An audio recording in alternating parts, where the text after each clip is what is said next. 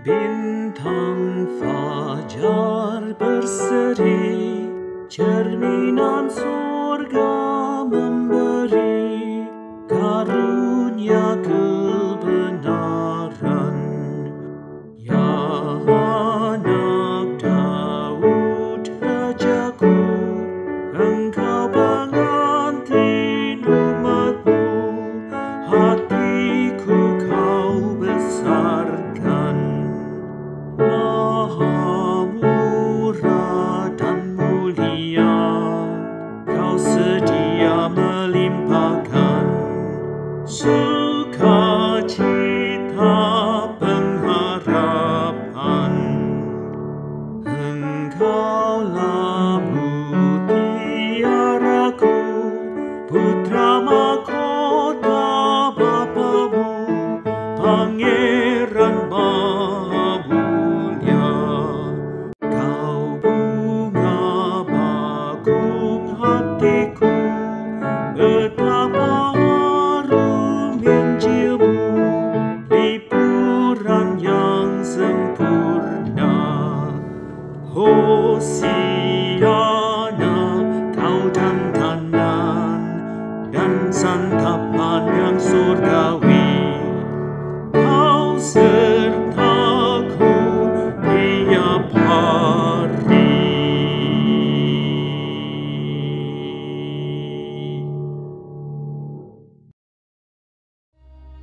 Bapak, Ibu, saudara-saudara yang sedang menikmati kemuliaan Allah, kiranya damai sejahtera Kristus meresapi kehidupan Bapak, Ibu, saudara sekalian. Saat Perang Dunia Kedua sedang berkobar, ada suatu tempat bernama Auschwitz di Polandia. Tempat ini dijadikan kamp tahanan yang mengerikan oleh pemerintah Nazi Jerman. Aparat lokal kesulitan dan hanya menduga-duga karena sedikit mendapatkan informasi tentang apa yang sebenarnya terjadi di sana. Karena penasaran, seorang perwira intelijen bernama Witold Pilecki sengaja membuat dirinya ditangkap dan dimasukkan ke tempat tersebut. Pilecki lalu mengirimkan informasi rahasia tentang kebiadaban terhadap jutaan manusia di Auschwitz. Selanjutnya, Pilecki berhasil keluar dari sarang maut itu dan menuturkan segala kekejian di Auschwitz. Hasil ketegaran dan pertaruhan nyawa ini banyak dikomentari sebagai laporan yang berlebihan. Tapi dunia terguncang mengetahui fakta tentang kebenaran di Auschwitz. Bapak, Ibu, saudara kekasih Kristus, ibadah Rabu Abu seolah menuntun kita menapaki minggu-minggu kesengsaraan Kristus. Meski dirasakan ada kecenderungan melandainya gelombang COVID, tapi ditambah dengan invasi Rusia, keadaan dunia masih bercitra penderitaan. Itukah yang kita isikan juga pada minggu-minggu prapaskah kita?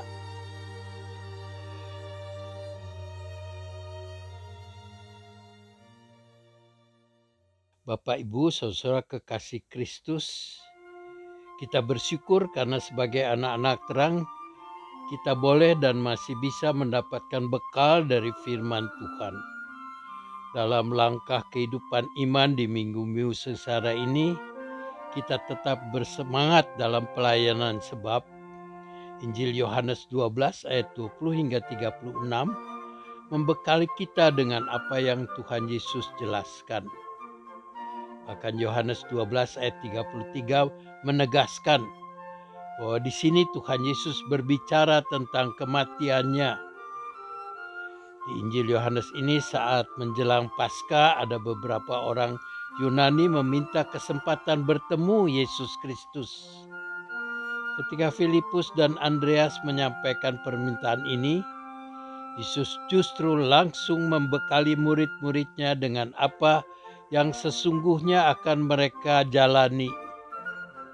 dalam ayat 23 hingga 25 dinyatakan bahwa telah tiba saatnya Anak Manusia dimuliakan. Lalu perumpamaan biji gandum yang tertanam mati tapi berbuah banyak, dan kehidupan nyawa yang memelihara hidup kekal.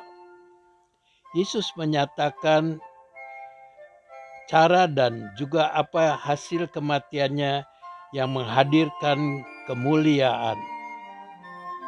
Juga ada kepedihan dinyatakan Tuhan Yesus, tapi kesediaan menjalani kematian tidak bergeming. Tekad luar biasa Tuhan Yesus ini lebih mendalam bahkan dari tekad siapapun, termasuk Pileki. Tekad ini menyebabkan Tuhan Yesus berseru, "Bapa, muliakanlah namamu." Dan seruan ini dijawab seketika, suatu pernyataan sorgawi. "Aku telah memuliakannya dan aku akan memuliakannya lagi." Ada tanggapan orang banyak atas suara itu yang beragam. Ada yang menganggapnya gejala alam dan ada pula yang menganggapnya bukan untuk diri mereka. Atas beragamnya tanggapan orang banyak ini, Yesus berkata, "Suara itu, kemuliaan itu juga untuk kamu." Ketika masih banyak ungkapan keraguan tentang kekekalan, Tuhan Yesus tegaskan, "Percayalah kepada terang, supaya kamu menjadi anak-anak terang." Bapak, Ibu, saudara kekasih Kristus, Injil Yohanes mengajak kita untuk percaya tentang kematian Tuhan Yesus yang memancarkan kemuliaan Tuhan. Ada karya Allah yang menyelamatkan melalui kematian Tuhan Yesus. Ada syair, lagu di KJ 139, bait pertama dan kedua yang bertutur tentang terangnya bintang fajar yang maha murah dan mulia, yang melimpahkan sukacita dan pengharapan. Bintang fajar itu adalah Yesus, Putra Allah, Putra Maha Mulia yang kekal, yang terus menyertai kita. Bintang fajar itu yang membuat kita tegar iman dalam menjalani masa prapaskah yang masih dibebani pandemi dan perang Rusia, Ukraina, dan berbagai beban maut lainnya. Kita tetap tegar mengungkapkan kebaikan dan kebajikan karena tahu dan percaya bahwa Kristus mati dalam kemuliaan. Amin.